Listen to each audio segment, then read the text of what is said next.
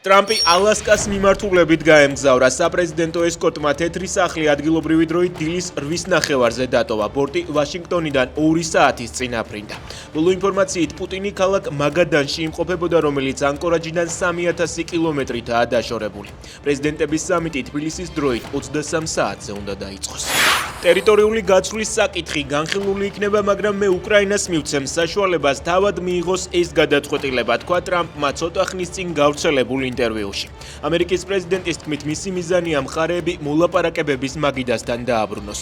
პუტინს მთელი უკრაინის ხელში ჩაგდება სურდა, მე რომ პრეზიდენტი არ ყოფილიყავი ისახლა მთელს უკრაინას დაიკავებდა, მაგრამ ის ამას არ აპირებს, განაცხადა ტრამპმა. ჟურნალისტმა ტრამპს მის მიერ ამ კვირის დასაწყისში გაკეთებული განცხადებების შესახებაც კითხა. როდესაც თქვა, რომ პუტინს ძალიან მძიმე შედეგები შეიძლება დაემუქროს თუ ის უარს იტყვის ამ ომის დასრულებაზე. ეკონომიკურად დიახ, ეს ძალიან მძიმე იქნება, უპასუხა ტრამპმა ჟურნალისტს. პროევროპულ აქციაზე დაკავებულ დავით ხომერიკს 4 წლითა და 6 თვით პატიმრობა მიესაჯა. გადაწყვეტილება მოსამართლე ნინო გალუსტაშვილმა გამოაცხადა.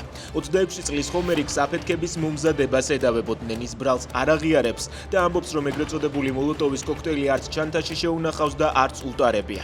ხომერიკმა დასკვნით სიტყვაში თქვა, რომ მის საქმეზე გამოკითხულ პოლიციელებს სრულ მოწმეებად მიიჩნევს, რომლებმაც დაკავებისას მასზე ფსიქოლოგიურად და ფიზიკურად იძალათეს.